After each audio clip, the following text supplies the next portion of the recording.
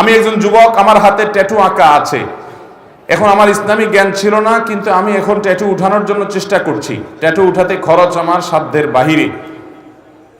আমি এই অবস্থায় নামাজ পড়ি, নামাজ কবুল হবে কিনা?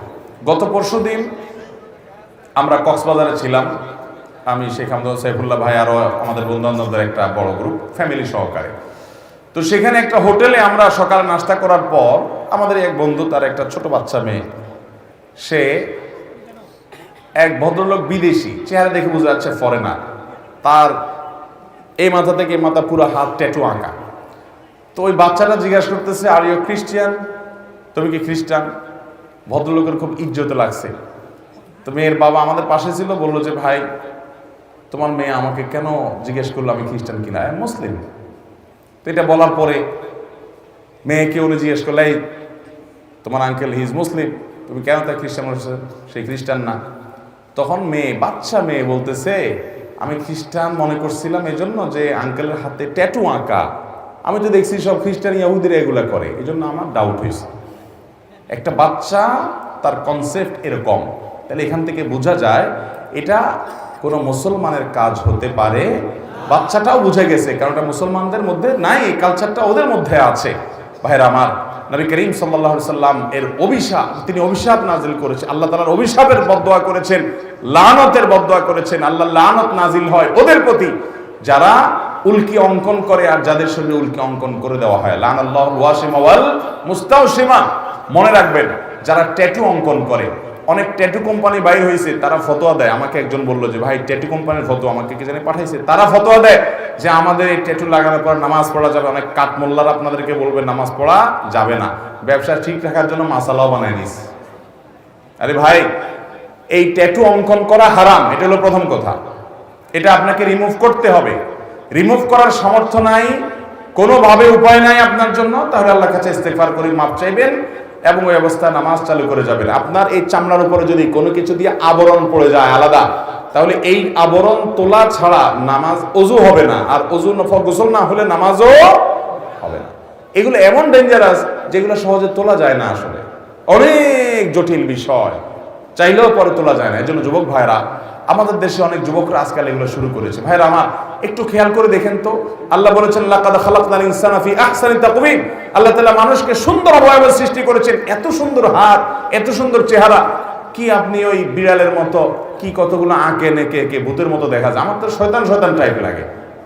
আল্লাহ তাআলা আমাদেরকে হেদায়েত দান করুন, কুরুচি থেকে আল্লাহ আমাদেরকে বেরিয়ে আসার তৌফিক দান করুন।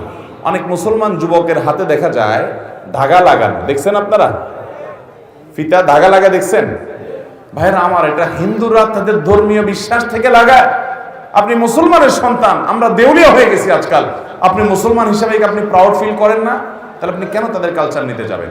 আল্লাহ তাআলা আমাদেরকে বুঝার তৌফিক দান করুন। বিদায়, কেউ যদি ট্যাটু আগে লাগিয়ে ফেলেছেন, এখন উপানার কোনো পথ আপনার সামনে খোলা নাই, ওই অবস্থা নামাজ পড়ে যাবেন, নামাজ ছাড়বেন না এবং চেষ্টা অব্যাহত রাখবেন কোনোভাবে এটা দূর করে আপনি সঠিকভাবে সালাত আদায় করার এবং আল্লাহর কাছে লজ্জিত হয়ে আপনার সর্বশক্তি দিয়ে তওবা ইস্তেগফার করবেন। আল্লাহ আমাদেরকে মাফ করুন। কারো যদি অনুভূত হয় সে জাদুগ্রস্ত কিংবা কালো জাদুগ্রস্ত, তাহলে ইসলামিক উপায় তা প্রতিরোধের উপায় কি? ভাইরা আমার, আমি প্রায় বিভিন্ন জায়গায় বলি, আজকে গাড়িতে আসতে আসতে মুফতি সাইফুল ইসলাম ভাইয়ের সঙ্গে আমরা আলোচনা করছিলাম। সাইফুল ইসলাম ভাইয়ের কাছে আমার সামনে একটা ফোন আসলো, উনি ধানমন্ডি তাকওয়া মসজিদের খতিব, ওখান থেকে বলে যে ধানমন্ডির মতো রিচ এলাকাতে, সব ধনীদের এলাকা, সারা দেশের বড় বড় পয়সাপাতি যাদের তারা থাকে, ব্যবসায়ীরা থাকে, মন্ত্রী মিনিস্টাররা থাকে, বলছে এই এলাকাতে, উনি যেহেতু ওখানকার বড় মসজিদের খতিব তাকওয়া মসজিদের, উনি বললেন যে ভাই, এত পরিমাণ জিনে ধরা রোগী এবং ব্ল্যাক ম্যাজিক অর্থাৎ জাদুগ্রস্ত রোগীর খবর আসে বলার মতো না। আমি বলি ভাই, আমারও তো একই অবস্থা। আমার কাছে যত ফোন আসে দেশের একেবারে সর্বোচ্চ লেভেল পর্যন্ত, এমন এমন কিছু পদের পদাধিকারী ব্যক্তিদের তরফ থেকে ফোন আসে, রিকোয়েস্ট আসে যে কল্পনাও করা যায় না যে এই লেভেলের মানুষগুলো পর্যন্ত সাফার করছে খুব জটিলভাবে। ঘরে ঘরে দুষ্ট জিনের উপদ্রব মানুষ লক্ষ্য করে না। মনে রাখবেন, কিছু কিছু দুষ্ট জিনের উপদ্রব আছে আপনি খেয়ালও করেন না। যেমন কথার কথা, বাসায় বাচ্চা কাচ্চা অস্বাভাবিক দুষ্টামি করে, সীমাহীন, কোনো স্বাভাবিক কিছু না। বুঝবেন দুষ্ট জিনের ভয়ঙ্কর প্রভাব ওর উপরে পড়ছে। এবং অনেক রোগ আছে কিছু লোকের, দেখবেন যে এই রোগগুলোর কোনো ট্রিটমেন্ট করে কিচ্ছু হয় না, কোনো ডায়াগনোসিস হয় না, বহু চেক আপ টেস্ট, ডাক্তাররা আন্দাজ অনুমান করে বিভিন্নভাবে ট্রিটমেন্ট করেন, চেষ্টা করেন, কিন্তু কোনোভাবে ভদ্রলোক ভদ্রমহিলা সুস্থ হয় না। এরকম বহু রোগী দেখেছি আমি যে কোনোভাবে সুস্থ হয় না। এগুলোর বেশিরভাগ ব্ল্যাক ম্যাজিক এবং দুষ্ট জিনের রোগী। ঘরে ঘরে আমাকে সাথে সাথে জিজ্ঞেস করলেন ওনারা, মুফতি সাইফুল ইসলাম ভাই এবং আমাদের তানভীর ভাই ওনারা আছেন, ওনারা জিজ্ঞেস করলেন যে ভাই এটা কেন হয়? আমি বললাম কেন হয়? জিন, দুষ্ট জিন অর্থাৎ শয়তান, শয়তান তার উপযোগী জায়গা পাইলে সে সেখানে খুঁটি গাড়ে। আমাদের বাসা বাড়িগুলোতে হারাম এই পরিমাণ হয়, আপনি ইউটিউবে ওয়াজ শুনতে যান, শুরুতে আগে পান্ডা অ্যাডভার্টাইজ দিয়ে নেবে, এরপর আরো বিভিন্ন অ্যাডভার্টাইজ আসবে এবং মিউজিক আসবে, এগুলা চলবে। এই মিউজিক যেখানে থাকে সেখানে শয়তান আসবেই, আপনি এটা নিয়ন্ত্রণ করতে হবে। আপনার বাসায় বিভিন্ন প্রাণীর ছবি টাঙিয়ে রাখবেন, এখানে শয়তান আসবেই, রহমতের ফেরেশতা ঢুকেন, হাদিসে বলা আছে, এখানে আপনার এই অবস্থা হবে। ঘরে ঘরে মানুষ এটা ফিল করছে না, বহু মানুষ হাহাকার করছে। আমরা রাকির নাম্বার দিয়ে রাকিদেরকে রেফার করে কুলাতে পারছি না, এই পরিমাণ মানুষ আক্রান্ত। বাঁচবেন কিভাবে? আমি সব জায়গায় বলার চেষ্টা করি ভাইরা আমার। নাম্বার 1, গুনাহমুক্ত বাসা করেন, বাসা বাড়িতে গুনাহ করবেন না, এগুলো থেকে বাঁচান বাসা বাড়িকে। সবচেয়ে বড় কারণ হলো, দ্বিতীয় নম্বর যেটা বলবো সেটা হলো, আজ কোরআন তেলাওয়াত আমাদের বাসা থেকে উঠে গেছে। আমরা এখন বড়জোর ইউটিউবে একটু তেলাওয়াত চালাই দেই। আল্লাহর কসম করে বলছি, যেই বাসায় কোরআন তেলাওয়াত নিয়মিত হয়, আওয়াজ করে, শব্দ করে, ওই বাসায় ব্ল্যাক ম্যাজিক, দুষ্ট জিন থাকতে পারে না।